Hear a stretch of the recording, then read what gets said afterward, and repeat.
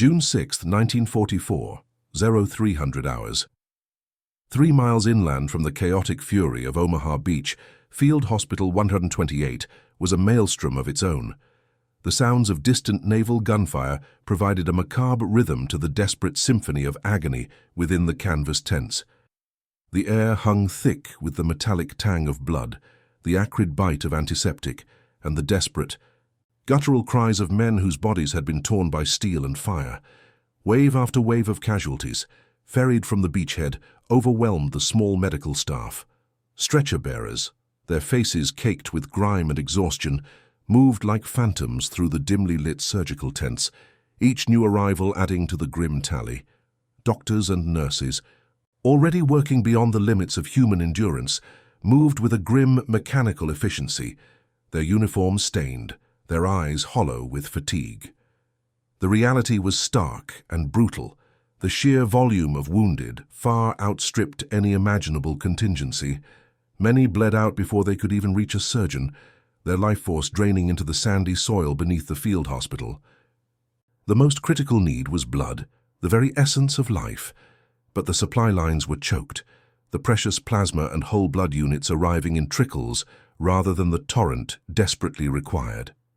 Conventional wisdom, born of years of medical practice, dictated strict time-consuming cross-matching procedures, slow measured transfusions, and the cautious rationing of the meager blood reserves. Medical texts of the era often spoke of the inherent limitations of battlefield transfusions, almost resigning themselves to the tragic loss of life due to these constraints. Yet, on this one night, a quiet, determined woman would challenge every accepted truth, every limitation, and every protocol. What the medical establishment believed to be impossible, what was considered too risky, too unconventional, even crazy, would, in the hands of Lieutenant Mary Wright, rewrite the rules of battlefield medicine and save thousands of lives. Before we dive into this remarkable story, drop a quick hi in the comments and tell me where you're watching from. It really helps support the channel. Tonight, we uncover the extraordinary story of Lieutenant Mary Wright, U.S. Army Nurse Corps, and how her unconventional method didn't just bend the rules, it shattered them, revolutionizing how the wounded were treated in the most desperate hours of the D-Day landings. Her crazy blood trick would turn the tide for nearly 2 Sauerhausen soldiers in a single night.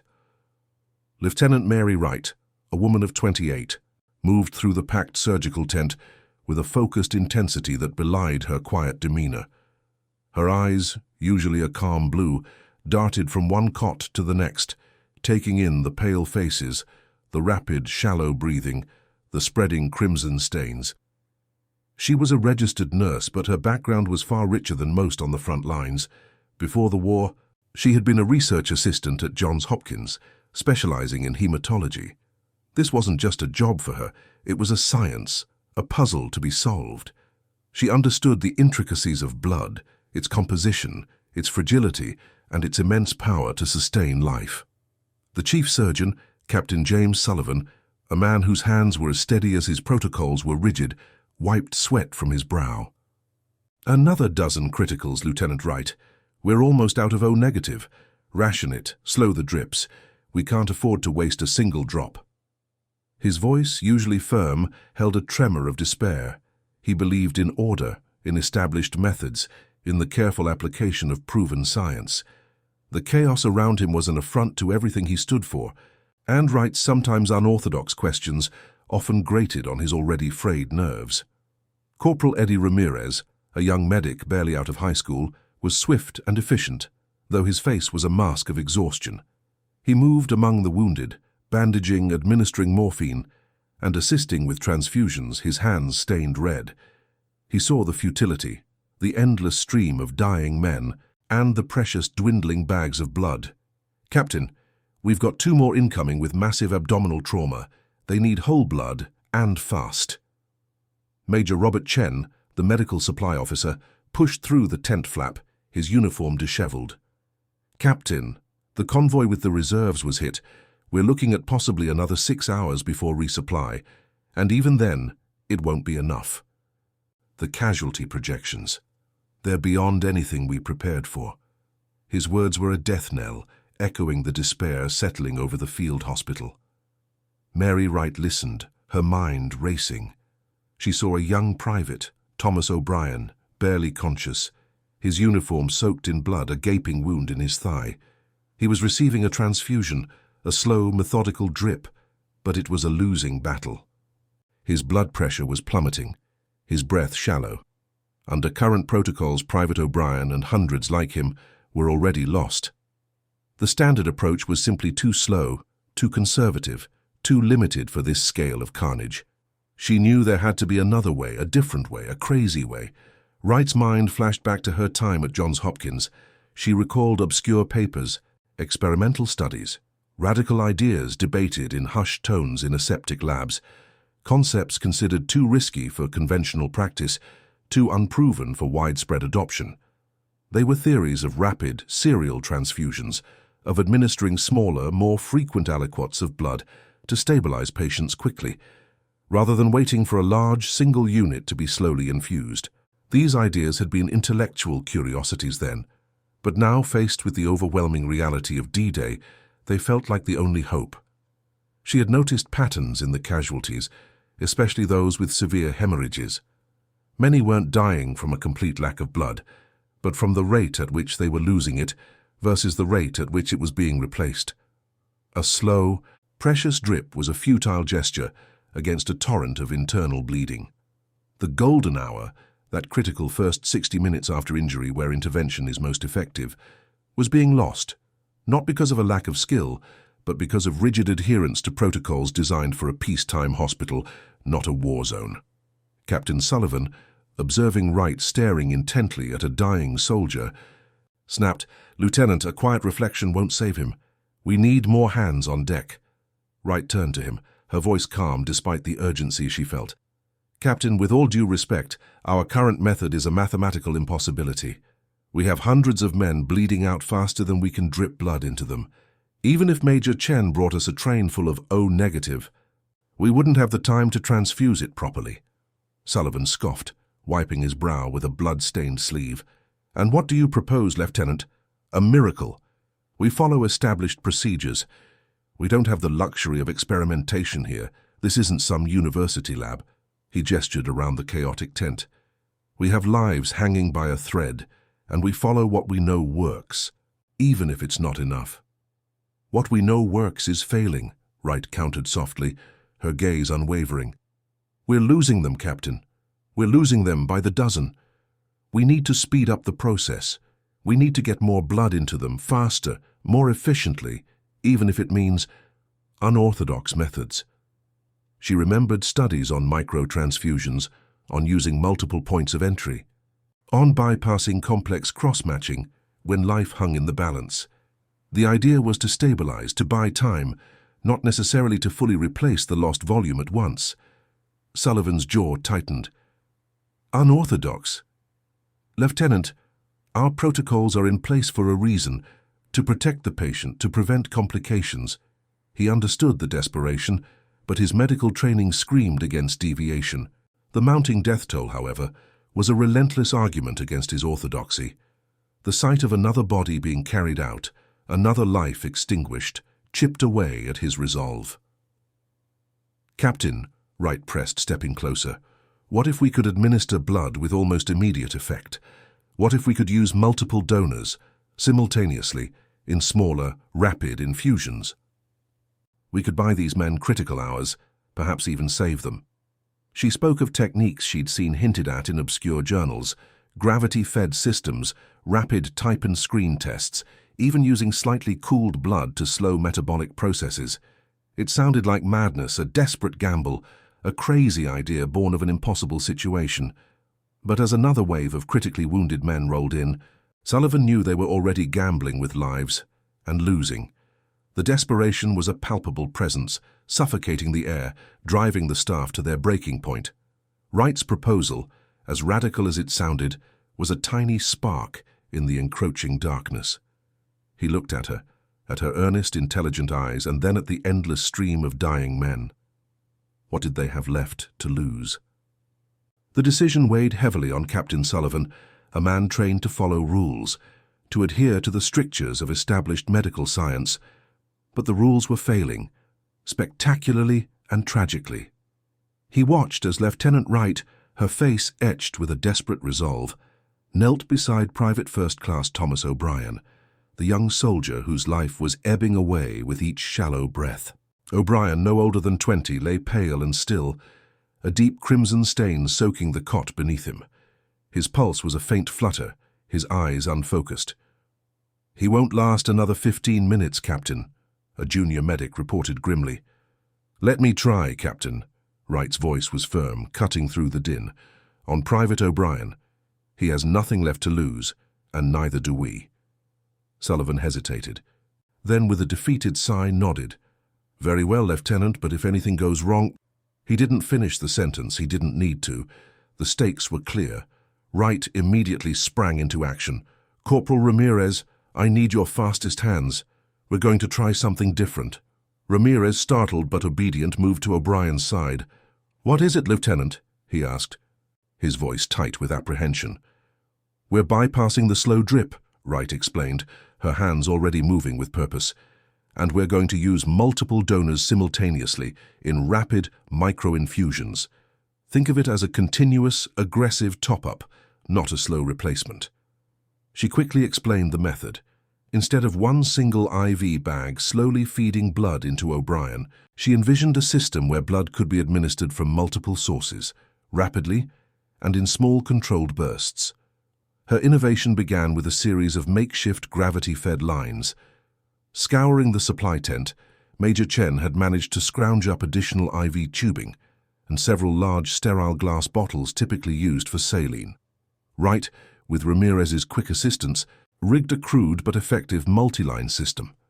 They elevated several blood bags, 2 O-negative units, one quickly cross-matched A-positive from a less critical casualty, and connected them via Y connectors to a single large bore needle inserted into O'Brien's femoral vein. The principle was simple. Increased pressure from gravity and multiple entry points would allow for a much faster rate of infusion. The crazy part was next, the innovative cooling method. To prevent the rapid spoilage of blood in the warm field hospital tent and to potentially induce a mild therapeutic hypothermia that could slow the patient's metabolic demands, Wright instructed Ramirez to fill shallow metal basins with seawater and a few precious chunks of ice salvaged from the field kitchen. The blood bags, still connected to the lines, were carefully placed in these chilled baths, keeping the blood cool right up to the point of entry into O'Brien's bloodstream. It was crude, unorthodox, but brilliantly effective given the circumstances. For cross-matching, under such extreme conditions, Wright took a calculated risk. While full cross-matching was ideal, she implemented a rapid visual agglutination test. A drop of O'Brien's blood, quickly mixed with a drop of the donor's, observed for clotting under a small handheld lamp. It wasn't foolproof, but it was far faster than the standard lab procedures, and with O'Brien fading fast, any risk was preferable to certain death. For the other 2 units, she prioritized known O-negative blood, the universal donor. Ramirez, initially wide-eyed at the unconventional setup, quickly grasped the concept. He adjusted clamps, monitored flow rates, and assisted Wright with practiced precision. The tension in the tent was palpable. Other nurses and doctors paused their work, watching with a mixture of horror and fascination. Within minutes, the multiple lines were flowing, pushing life-giving blood into Private O'Brien at a rate unheard of in conventional battlefield medicine. Wright closely monitored his vitals, her fingers on his wrist, her eyes on his chest. Slowly, almost imperceptibly at first, O'Brien's shallow breathing deepened. A faint flush of pink returned to his ashen cheeks. His pulse, which had been thready and erratic, began to strengthen, becoming more regular. Captain Sullivan, who had been watching from a distance, cautiously approached. He looked at the multiple lines, the chilled blood bags, the young private who had been moments from death. He then checked O'Brien's pulse himself. A deep, steady beat. A miracle. He's stabilizing, Sullivan breathed, his voice filled with disbelief and a dawning sense of awe. Lieutenant, what in God's name did you just do? Wright, exhausted but triumphant, managed a small, tired smile. I bought him time, Captain. A lot of time. Under standard protocols, Private O'Brien had maybe a 5% chance of survival at that point. With this method, I estimate we've increased his chances to at least 60%, enough for surgical intervention. The success was undeniable. Private O'Brien was alive, a testament to the power of a crazy idea. The stabilization of Private O'Brien, a man minutes from death, was a stark, undeniable success that shattered Captain Sullivan's ingrained skepticism. He stood over the young private, who was now breathing steadily, his color slowly returning, and stared at Lieutenant Wright, a reluctant admiration dawning in his eyes. "Lieutenant," he said, his voice quiet, "show me that setup again, and then show everyone else." The order for expansion was given, immediate and urgent. Wright, despite her exhaustion, moved with renewed vigor. "Corporal Ramirez, you're with me. We need to train everyone now." Ramirez, no longer hesitant, was an eager pupil, his quick hands already proficient with the multi-line setup. The two of them became a whirlwind of instruction. Wright focused on the core principles: rapid assessment, quick blood typing with the simplified agglutination test, the multi-line gravity-fed system, and the ingenious seawater ice cooling for the blood bags. She emphasized the critical need for speed and constant monitoring. Other nurses, initially wary of the unconventional approach, soon witnessed the dramatic turnaround in critically wounded soldiers. Hope, a scarce commodity in Field Hospital 128, began to flicker. Major Robert Chen, the supply officer, received new, urgent directives from Captain Sullivan. "Forget the convoys, Major.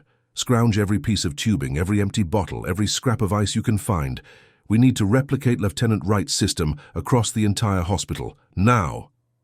Chen, fueled by the unexpected success, became a resourceful scavenger, raiding nearby field kitchens for ice, convincing logistics officers to divert IV tubing from other less critical supplies, and improvising cooling containers from anything he could find.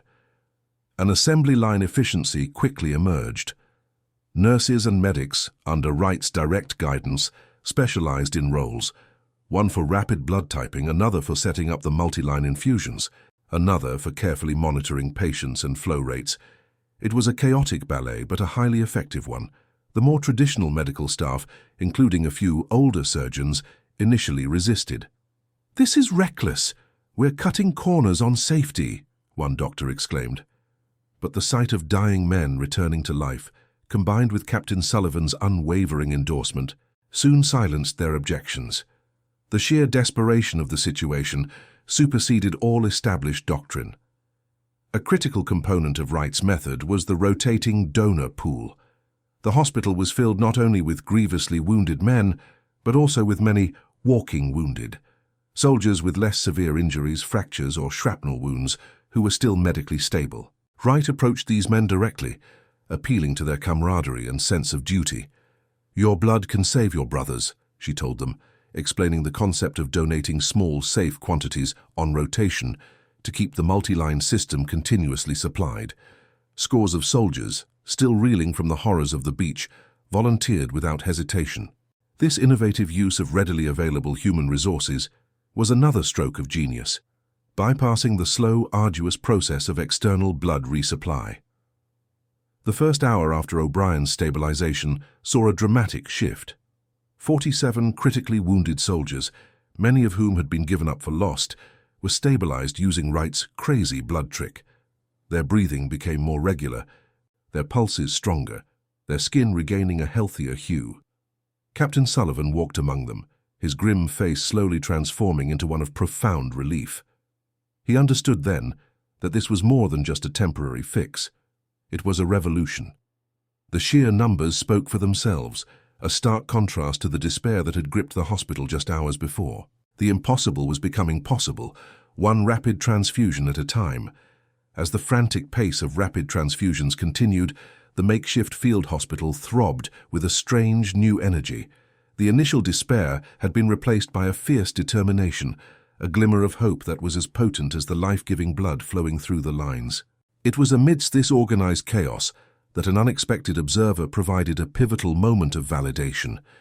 A German prisoner of war, Dr. Klaus Hoffmann, a captured Wehrmacht surgeon, had been brought to Field Hospital 128 for treatment of a minor shrapnel wound before his transfer to a POW camp. He watched, with an almost clinical detachment, the frantic activity. His eyes, however, widened as he observed Lieutenant Wright and Corporal Ramirez rigging their multi-line system, the blood bags nestled in cooling seawater.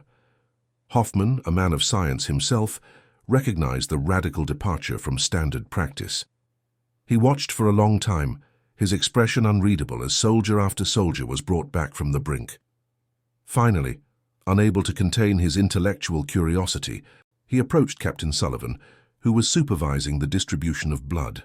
"Captain," Hoffman said in surprisingly good English, his voice measured, "the technique your lieutenant employs. It is most unusual." Sullivan, initially bristling at the enemy's presence, glared at him. "It's saving lives, Doctor, something your side seems to be very good at taking." Hoffman nodded slowly. "Indeed, but this specific method, the rapid serial microinfusions, the cooling, we conducted similar experimental work in Berlin at the Kaiser Wilhelm Institute. Before the bombings, of course." He paused, then continued.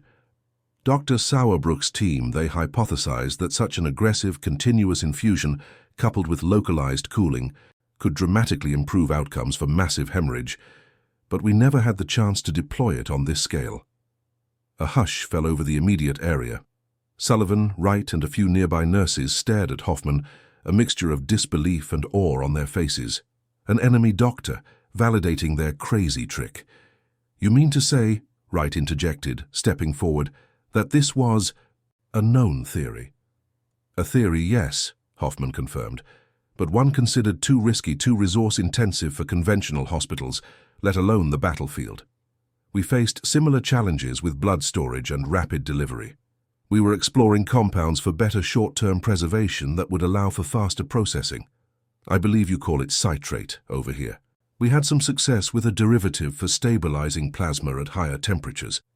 The initial distrust began to melt away, replaced by the shared language of science and a common humanity. Hoffman, seeing the potential, cautiously offered, "Perhaps I could offer some minor suggestions. Your cooling method is ingenious, but a simple saline solution mixed with the seawater, or a different type of tubing for reduced thermal transfer, could enhance efficiency further." Wright, ever the researcher, listened intently, asking probing questions. The enemy doctor, in a strange twist of fate, became an unexpected consultant. With Hoffman's insights, the method was refined further. Minor adjustments to the cooling bath, a subtle change in the angle of the IV lines, a different method for quickly cleaning reusable equipment. Each small detail contributed to greater efficiency and patient safety. The impact was immediate. By hour 4 of the relentless night, an astounding 200 soldiers had been treated and stabilized. The numbers were no longer just statistics, they were a testament to defiance, to a refusal to surrender to despair. The psychological impact on the medical staff was profound. The exhaustion was still there, a bone-deep ache, but it was now overshadowed by a powerful surge of hope and a profound sense of purpose. They were not just patching up the wounded, they were actively snatching lives from the jaws of death, pushing back against the tide of casualty figures with every rapid, life-giving drop. The impossible had been achieved, and the night was far from over. As the clock ticked past hour 4, the initial shock of success morphed into a grueling, sustained effort. The adrenaline that had propelled the team through the first few hours began to wane, replaced by a profound, bone-deep exhaustion. Yet the work could not stop. The stream of casualties was relentless, each new arrival a fresh test of the Wright protocol. Lieutenant Wright, her uniform now visibly stained, her hair escaping its severe bun, moved like a phantom, her movements precise, even as her body screamed for rest. Corporal Ramirez, his young face streaked with grime, mirrored her determination, his hands moving with the practiced efficiency of a seasoned surgeon. Captain Sullivan, no longer an overseer but an active participant, barked orders, encouraged weary nurses and personally assisted with transfusions, his faith in Wright now absolute. Hours 4 to 8 blurred into an endless cycle of triage, rapid transfusion, and stabilization. The field hospital, once a place of silent, desperate dying, was now a vibrant, if chaotic, engine of survival. Individual patient stories, once anonymized by the sheer numbers, began to emerge, each one a testament to the night's unfolding miracle. There was Sergeant Miller, a grizzled veteran with a chest wound, whose eyes, glazed over with shock and blood loss, slowly regained their focus after 2 rapid infusions. He looked at Wright, then at the IV lines, and managed a weak, grateful nod. Private Jenkins, barely 18, had arrived with a shredded leg, murmuring incoherently about his mother. Now his breathing was steady, his pulse strong, and he was asking for water, a clear sign of his return from the precipice.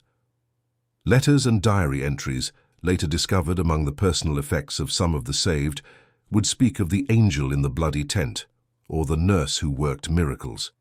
One entry from a Private O'Malley, who arrived critical with multiple shrapnel wounds, simply read, "Thought I was done for. The world went grey. Woke up to a woman's calm voice, feeling blood pump in. Never knew a human could move so fast or care so much. She saved me." Reports filtering in from other field hospitals along the beachhead painted a stark contrast.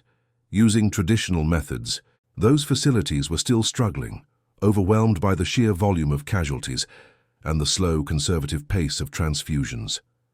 Their losses were mounting, mirroring the grim statistics that Field Hospital 128 had faced just hours before. This comparison solidified the growing realization among Wright's team they were not just saving lives. They were performing a medical feat of unprecedented scale. The statistical mounting was staggering.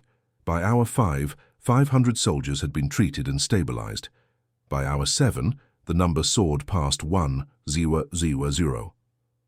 As the first faint streaks of pre-dawn light began to penetrate the canvas tents, the count approached 1,500. The numbers, once a source of despair, now fueled their collective resolve. The sheer volume of lives saved in such a short, brutal span of time was a silent, undeniable scream of triumph against the deafening roar of war. In those long, arduous hours, working side by side with an enemy doctor, pushing their bodies and minds to the absolute limit, the team in Field Hospital 128 realized they were witnessing history. It wasn't just a crazy trick anymore.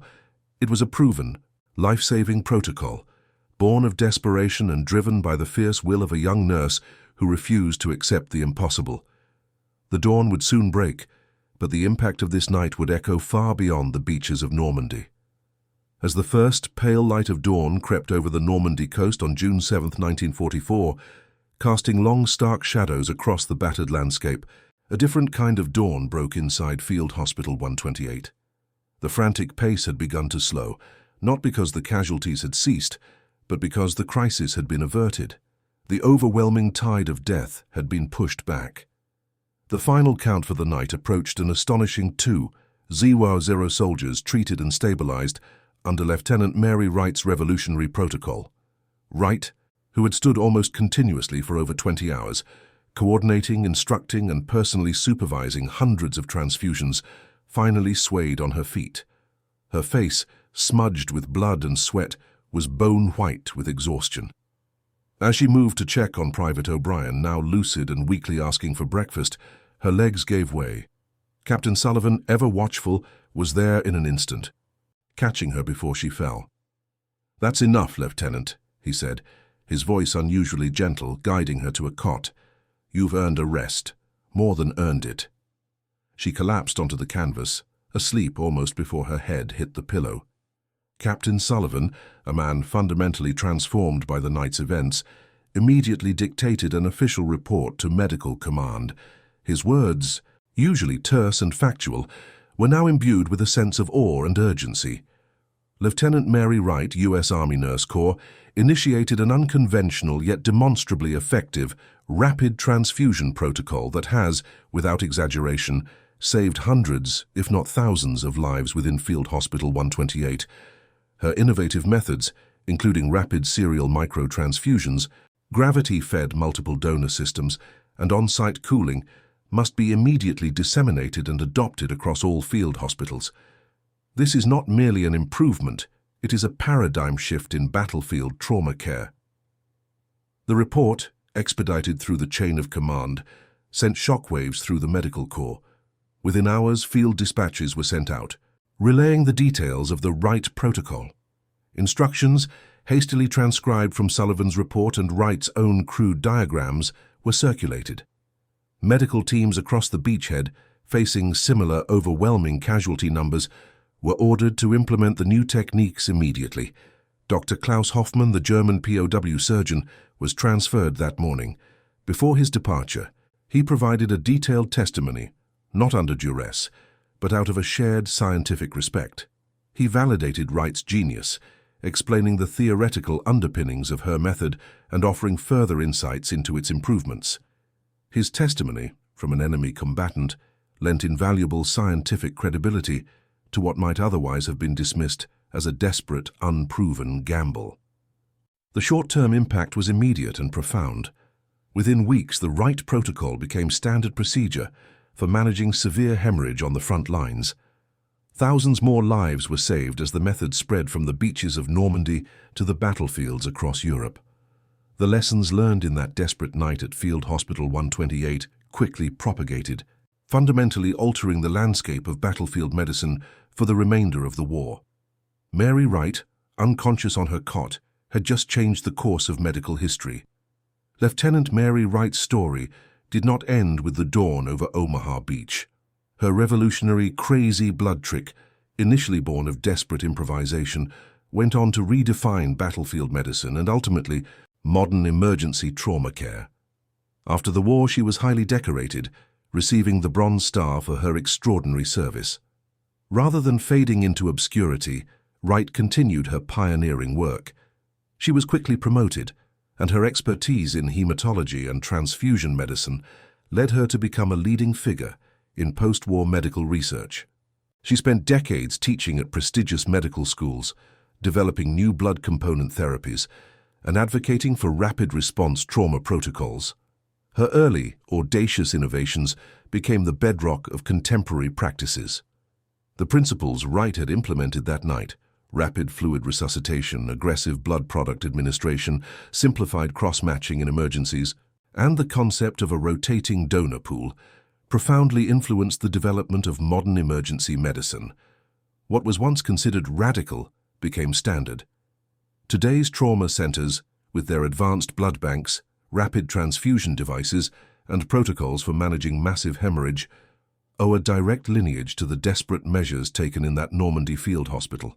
The golden hour concept, which she instinctively understood, became a cornerstone of pre-hospital and emergency department care. In 1964, on the 20th anniversary of D-Day, a special reunion was held for the survivors of Field Hospital 128.